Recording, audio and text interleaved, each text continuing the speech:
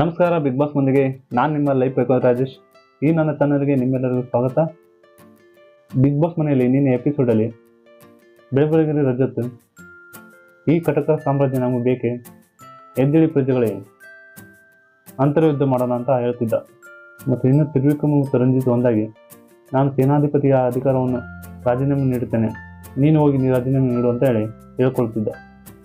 ಇನ್ನು ಕನ್ವೆನ್ಷನ್ ರೂಮಿಗೆ ಹೋಗಿದ್ದ ರಾಜಾರಾಣಿ ಹೋದ ಉಗ್ರಮಂಚು ಮತ್ತು ಮೋಕ್ಷಿತ್ ಅವರನ್ನು ಯಾವುದೇ ಸೂಚನೆ ನೀಡದೆ ಬಿಗ್ ಬಾಸ್ ಉಗ್ರಮಂಚು ಮತ್ತು ಮೋಕ್ಷಿತ್ ಅವರ ಬಾಯಿ ಕೈಗಳನ್ನು ಕಟ್ಟಿ ಹಾಕಿ ಕಿಡ್ನಾಪ್ ಮಾಡಿದರು.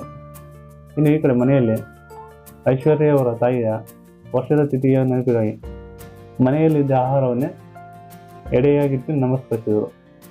ಈ ಮನೆಯ ಕೊನೆಯ ಕ್ಯಾಪ್ಟನ್ಸಿ ಟಾಸ್ಕನ್ನು ಆಪತ್ತಿಗೆ ಔಷಧಿಗೆ ಟಾಸ್ಕನ್ನು ನೀಡಿದರು.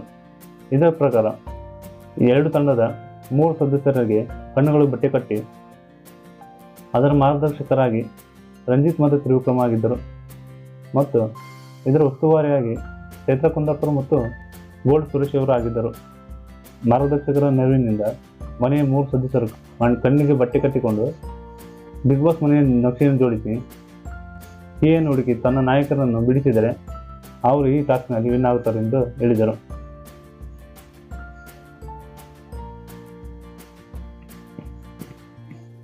ಇನ್ನು ಈ ಟಾಸ್ಕ್ ಆರಂಭವಾದಾಗ ಚೈತ್ರ ಕುಂದಾಪುರ ಎಷ್ಟು ಕಾಟ ಕೊಟ್ಟರು ಅವರ ಟೀಮಿನ ತ್ರಿವಿಕ್ರಮ ಏನೇನೋ ಹಾನಿ ಮಾಡಿದ್ರು. ಈ ಕಡೆ ಭವ್ಯಗೌಡರು ಚೈತ್ರ ಕುಂದಾಪುರ ಮೇಲೆ ಸಿಟ್ಟಾಗಿ ತನ್ನ ಕೈಯಲ್ಲಿದ್ದ ಬಳಿಗಳನ್ನು ಒಡೆದು ಹೋಗುವಂತೆ ಮೇಜಿಗೆ ಗುದ್ದಿದ್ದರು. ಇಷ್ಟೆಲ್ಲ ಆದರೂ ಉಗ್ರಮಂಜೂರು ತಂಡ ಈ ಗೇಮನ್ನು ಕಂಪ್ಲೀಟ್ ಮಾಡಿ ಗೆದ್ದರು. ಗೆದ್ದ ಖುಷಿಯಲ್ಲಿ ಮುಕ್ಷಿತ್ ಅವರು ಹೇಳಿದ್ದ ಹಾಡನ್ನು ಹೇಳಿ ಊರಿಸಿದರು. ಈ ಗೇಮ್ ಎಲ್ಲ ಮುಗಿದ ಮೇಲೆ ಗೋಲ್ಡ್ ಸುರೇಶ್ ಅವರ 4ನೇ ವರ್ಷದ ಮದುವೆ ವಾರ್ಷಿಕೋತ್ಸವ ಅಂಗವಾಗಿ ಮನೆಗೆ ಜಿಲೇಬಿಯನ್ನು ಕಳಿಸಿದರು. ಇನ್ನು ಗೋಲ್ಡ್ ಸುರೇಶ್ ಅವರ ಮದುವೆ ಫೋಟೋವನ್ನು ಟಿವಿಯಲ್ಲಿ ಹಾಕಿ ಪ್ಲೇ ಮಾಡಿದರು. ಇದನ್ನು ನೋಡಿದ ಗೋಲ್ಡ್ ಸುರೇಶ್ ಅವರು ಸಿಕ್ಕಾಪಟ್ಟೆ ಖುಷಿಪಟ್ಟರು. ಇನ್ನು ಮನೆ ಎಂಟರ್ಟೈನ್ಮೆಂಟ್ ಆಗಿ ಶಿಶಿರ ಮತ್ತು ಚೈತ್ರ ಕುಂದಾಪುರ ಅವರು ಮಹಾಭಾರತದ ಉತ್ತರಿ ಮತ್ತು ಕೃಷ್ಣನ ಪಾತ್ರವನ್ನು ಮಾಡಿದರು. ಇನ್ನು ಕ್ಯಾಪ್ಟನ್ಸಿ ಟಾಸ್ಕ್ ಬಗ್ಗೆ ಧನರಾಜ್ ಮತ್ತು ಹನುಮಂತ ಮಾತನಾಡುವಾಗ, ನಾನು ಕ್ಯಾಪ್ಟನ್ಸಿ ಆಗೋಕ್ಕೆ ತುಂಬ ಭಯ ಇದೆ, ಎಲ್ಲಿ ನಾನು ಕ್ಯಾಪ್ಟನ್ಸಿ ಆಗ್ಬಿಟ್ರೆ ಇವರೆಲ್ಲ ನನ್ನನ್ನು ಉರಿದು ಮುಕ್ಕುತ್ತಾರೆ ಅಂತ ಹೇಳಿ ಭಯಪಟ್ಟರು. ಆಗ ಹನುಮಂತ ಅವನಿಗೆ ಧೈರ್ಯ ತುಂಬಿ, ಇನ್ನು ಬಿಗ್ ಬಾಸ್ ಮನೆಯ ಕ್ಯಾಪ್ಟನ್ಸಿ ಟಾಸ್ಕ್ಗೆ ಆಯ್ಕೆಯಾದವರು ಉಗ್ರಮಂಜು, ಗೌತಮಿ, ಧನರಾಜ್, ಗೋಲ್ಡ್ ಸುರೇಶ್, ಐಶ್ವರ್ಯ ತಮ್ಮ ಈ ವಾರದ ಕ್ಯಾಪ್ಟನ್ ಆಗಿ ಆಯ್ಕೆ ಮಾಡುವ ಅಧಿಕಾರವನ್ನು ಮನೆ ಸದಸ್ಯರಿಗೆ ನೀಡಿದರು. ಇನ್ನು ಕ್ಯಾಪ್ಟನ್ಸಿ ಟಾಸ್ಕ್ಗೆ ಆಯ್ಕೆಯಾದವರ ಮುಂದೆ ಒಂದು ಬಾಕ್ಸ್ ಹೊಂದಿತ್ತು. ಆ ಬಾಕ್ಸಿಗೆ ಮೊದಲು ಯಾರು ಬಣ್ಣದ ನೀರನ್ನು ತುಂಬುತ್ತಾರೋ ತುಂಬಿದ ಬಾಕ್ಸಿನ ನಾಯಕ್ ಈ ಗೇಮ್ನಿಂದ ಹೊರ ಉಳಿತಾರೆ ಅಂತ ಹೇಳಿದರು. ಇನ್ನು ಉಳಿದ ಸದಸ್ಯರು ಬಣ್ಣದ ನೀರಿನಿಂದ ಗೌತಮಿಯವರನ್ನು ಮೊದಲಿಗೆ ಈ ಗೇಮ್ನಿಂದ ಔಟ್ ಮಾಡಿದರು.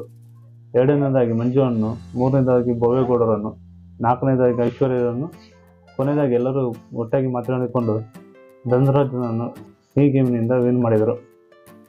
ಈ ಗೇಮಿನಲ್ಲಿ ವಿನ್ ಆದ ಧನರಾಜನನ್ನು ಮನೆಯ ಕ್ಯಾಪ್ಟನ್ ಎಂದು ಬಿಗ್ ಬಾಸ್ ಅನೌನ್ಸ್ ಮಾಡಿದರು. ಈ ಧನರಾಜನ ಮನೆಯ ಕ್ಯಾಪ್ಟನ್ ಆಗಿದ್ದಕ್ಕೆ ಹನುಮಂತನು ಅವರನ್ನು ತಲೆ ಮೇಲೆ ಹೊತ್ತಿಕೊಂಡು ಓಡಾಡಿದನು. ಮನೆಯ ಕ್ಯಾಪ್ಟನ್ ಆದ ಧನರಾಜನಿಗೆ ಬಿಗ್ ಬಾಸ್ ಒಂದು ವಿಶೇಷವಾದ ಅಧಿಕಾರವನ್ನು ನೀಡಿದರು. ಈ ವಾರದ ಉತ್ತಮ ಮತ್ತು ಕಳಪೆಯನ್ನು ನೀವೇ ಸ್ವಂತ ಯೋಚನೆಯಿಂದ, ನೀವೊಬ್ಬರೇ ಆಲೋಚನೆಯಿಂದ ನೀಡಬೇಕೆಂದು ಹೇಳಿದರು. ಇನ್ನು ಈ ಮೊದಲೇ ಹನುಮಂತ ಮತ್ತು ಧನರಾಜ್ ಉತ್ತಮ ಮಾಡುವಾಗ ಶೋಭಾ ಶೆಟ್ಟಿಯವರು, ಈ ವಾರ ನನ್ನ ಆಟವನ್ನು ಏನೂ ಆಡಿಲ್ಲ ಎಂದು ಈ ಕಳಪೆ ಬೋರ್ಡನ್ನು ನಾನೇ ಹಾಕಿಕೊಳ್ಳಬೇಕಂತ ಹೇಳಿ ಮಾತನಾಡುತ್ತಿದ್ದರು. ಇದನ್ನೆಲ್ಲ ಗಮನಿಸಿದ್ದ ಧನರಾಜನು ಈ ಕಳಪೆ ಪಟ್ಟವನ್ನು ಹೊತ್ತುಕೊಂಡ ಶೋಭಾ ಶೆಟ್ಟಿಯವರು ಧನರಾಜ್ಗೆ ನನ್ನನ್ನೇ ಯಾಕೆ ಟಾರ್ಗೆಟ್ ಮಾಡ್ತೀರಾ ಅಂತ ಕೇಳಿದರು. ನೆಕ್ಸ್ಟ್ ಏನಾಗುತ್ತೆ ಅಂತ ಹೇಳಿ ಮುಂದಿನ ಎಪಿಸೋಡ್ನಲ್ಲಿ ತಿಳಿಸಿಕೊಡ್ತೀನಿ.